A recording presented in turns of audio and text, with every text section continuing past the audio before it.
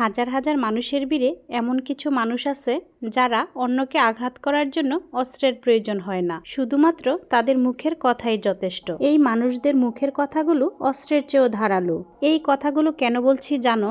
এই সব ধারালো বাক্যের মানুষগুলোর জন্য মানুষ ভালো কাজ করতেও ভয় পায়। এই আমি মাঝে মধ্যে চেষ্টা করি একটু অসহায় মানুষকে সাহায্য করার জন্য, কিছু সুবিধা বঞ্চিত মানুষের মুখে একটু ভালো মন্দ খাবার দেওয়ার জন্য। সবকিছুই আমি আমার সাধ্যের ভিতরে করার চেষ্টা করি। আমি কিন্তু ততটা পয়সাওয়ালা নয়। ফেসবুক, ইউটিউব থেকে যা আর্নিং করি চেষ্টা করি তা থেকে প্রতি মাসেই কিছুটা অর্থ অসহায় মানুষকে দেওয়ার জন্য। আর তোমাদের ভাইয়াও সবসময় চেষ্টা করে তার ইনকাম থেকে কিছুটা অংশ অসহায় মানুষকে দেওয়ার জন্য, যদিও ওটা ক্যামেরা বন্দি করা হয় না। ক্যামেরার বাইরে তোমাদের ভাইয়া সবসময় অসহায় মানুষকে তার সাধ্যের ভিতরে সাহায্য সহযোগিতা করে থাকেন। কিন্তু আমাদের এই কাজগুলো মনে হচ্ছে কিছু মানুষের চোখে কাটা হয়ে দাঁড়িয়েছে। আমি যখন এ সকল সাহায্য সহযোগিতার ভিডিও আপলোড করি তখন আমি খেয়াল করে দেখি তোমরা কিন্তু সবাই আমাকে অনেক সাপোর্ট করো। তোমরা সবাই কমেন্টস করো, আপু মাশাল্লাহ, আপু এগিয়ে যাও, আপু খুব ভালো কাজ। জানো, এই কমেন্টসগুলো পড়ে আমার কিন্তু ভীষণ ভালো লাগে। দুপুরে খাইছেন কিছু?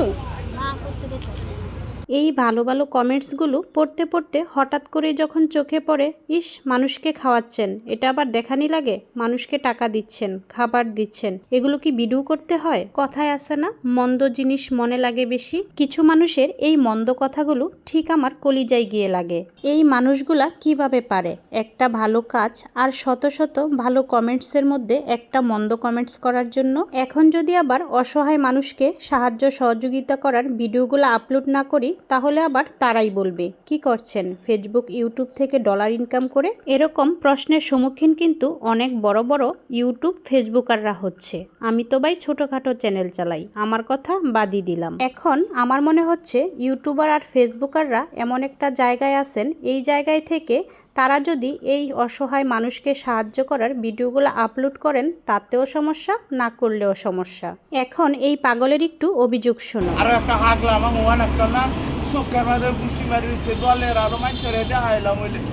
এই যে একটা ঈদের দিন রাস্তার পাগলরা রাস্তার মধ্যে না খেয়ে শুয়ে বসে আছে, কে নেয় তাদের খবর? তারাও তো মানুষ, তাদের পেটে ক্ষুধা আছে, মনের মধ্যে অনেক অভিযোগ আছে। দেখতেই তো পাচ্ছ, একটু সুযোগ পেয়ে কেমন মনের কষ্টগুলো শেয়ার করছে, আর খাবারগুলো দেওয়ার সাথে সাথে কেমন সুন্দর করে খেয়ে নিচ্ছে। মধ্যবিত্ত ধনী লোকেরা সবাই সবার সাধ্যের মধ্যে অসহায় মানুষদেরকে জাকাত ফেতেরা দিয়েছে। আর এই ঈদের দিনে গরিব দুঃখী সবার ঘরেই কম বেশি ভালো মন্দ খাবার আছে, কিন্তু এই পাগলদেরকে যদি কেউ ইচ্ছে করে খাবার দেয় তাহলেই তারা খাবার পায়। যারা প্রকৃত পাগল তারা কিন্তু মানুষের কাছ থেকে খাবার চেয়েও খেতে পারে না। আর এই কথাটা চিন্তা করেই আমি ঈদের দিন শুধু পাগলদের জন্য রান্না করেছি, আর সঠিক সময়ে খাবারগুলো পাগলদের হাতে পৌঁছে দিতে পারছি। আমার এই কাজগুলো দেখে তোমরা যে যাই বলো না কেন, আমি এই কাজগুলো করছি এবং বরাবর করে আসব।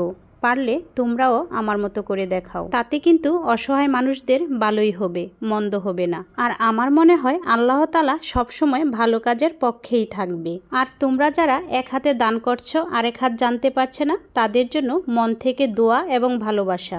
আল্লাহ তোমাদের কামাই রুজিতে আরো বরকত দেখ। ভিডিওটা আজ এই পর্যন্তই। ভালো লাগলে একটা লাইক, কমেন্টস আর একটা শেয়ার করে দিও। সবাই ভালো থেকো, সুস্থ থেকো। আল্লাহ হাফেজ।